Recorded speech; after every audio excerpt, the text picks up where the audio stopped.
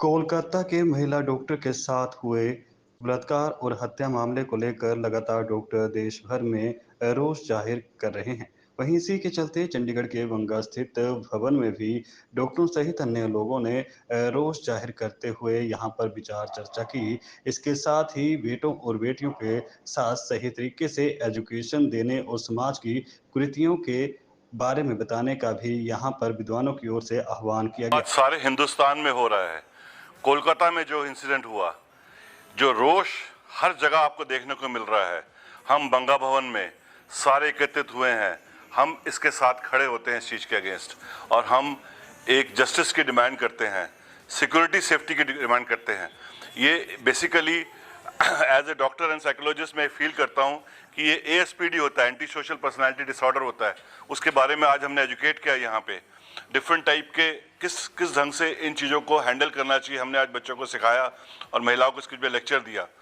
हम चाहते हैं कि एडमिनिस्ट्रेशन हमारे साथ जुड़े और एडमिनिस्ट्रेशन हमें इस मामले में हेल्प करे कि justice should be given to all the doctors who should feel safe in the OPDs, who should feel safe in the hospitals. That's what I want to say. Thank you very much. नमस्कार। आज की इस शाम को हम यहाँ बंगा भवन बंगे सांस्कृतिक सम्मेलनी के कॉम्प्लेक्स में एकत्रित हुए हैं। कारण सिर्फ एक नहीं है, कई कारण हैं। मैं इसका यही कारण बोलना चाहूँगा कि हमारे सोसाइटी में, हमारे एनवायरनमेंट में, हमारे इस सुंदर जिसको हम प्लैनेट मदर अर्थ बोलते हैं, ये क्या ऐसी चीज़ हो रही है जो कि किसी भी, अगर हम कहीं से भी इसके बारे में सोचें, समझें, पढ़ें, देखें, सो हमें लगता नहीं है कि हम किसी भी एंगल से हम अपने आप को इंसान कहने के काबिल हैं। नाउ ऐसा नहीं है कि ये घटनाएं जो हैं हमेशा ही होती जाती हैं और यही एक ह्यूमन रेस को डिफाइन करती है, ऐसा नहीं है। लेकिन ऐसा क्यों हो रहा है, अगर हम इसके रूट कॉजेस, जेनेसिस को समझना चाहें और जाने तभी जाके हम इसका सॉल्यूशन आगे निकाल पाएंगे। मुझे ये लगता है कि जब तक पूरा ह्यूमन रेस अपने माइंड्स को एक स्टेबल और पेशेंट और स्थिर करके नहीं सोच के इसके बारे में आगे बढ़ेगा, इस तरह की घटनाएं होती रहेंगी। रूल्स बनते हैं किस लिए? Rules, law enforcement agencies, these are deterrence. जैसे मैं आर्मी बैकग्राउंड से हूँ, आपने सुना होगा army, India, Pakistan nuclear countries हैं, लेकिन हमने न्यूक्लियर वॉरफेयर किया नहीं है, वो एक डिटरेंस है। मेरा ये मानना है कि अगर हम इंसान बन के एवोल्यूशन इवॉल्व होकर आए हैं, तो हम इंसानों की तरह क्यों नहीं सोच पाते हैं? कहाँ हमारी वो कमियां हैं? वेदर वो हम मेडिकली अनफिट हैं या हमें सोशली कुछ अनफिट हो रहा है, इकोनॉमिकली कुछ तो कारण है। इन कारणों के बारे में ज़रूर सोचना चाहिए। और ये मैं कह रहा हूँ, ये कोई क्विक फिक्स सोल्यूशन नहीं है कि स्विच ऑन किया, स्विच ऑफ किया, आ गया।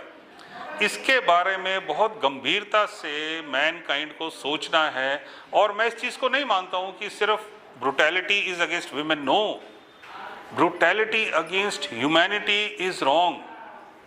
चाहे वो 10 साल का मेल बच्चा है, फीमेल बच्चा है, ब्रूटैलिटीज हो रही हैं, दैट इज रॉन्ग। उस चीज़ को सोचना है। और जब तक हम सोच के एक कलेक्टिवली कोई इसका सोल्यूशन नहीं आगे बढ़ाएंगे, तो ये जितने मर्जी आप लॉ इन्फोर्समेंट एजेंसीज करिए, हाँ वो डिटरेंस होगा, ज़रूर होगा कुछ हद तक, लेकिन जो लॉ इन्फोर्समेंट एजेंसी वो भी इंसान है, वो कहाँ कब तक क्या करेंगे। So what I am trying to say is, let us channelize our thoughts, our minds, and let us be very clear. तब जाके ये होगा। आप कुछ एक कंट्रीज ऐसे देखेंगे जहां इस तरह की घटनाएं होती नहीं है, और वो कंट्रीज आज से 30-40 साल पहले इंडिया से बहुत पीछे थी। टीवी देखने के बाद घर में ठीक से नहीं रहा जाता।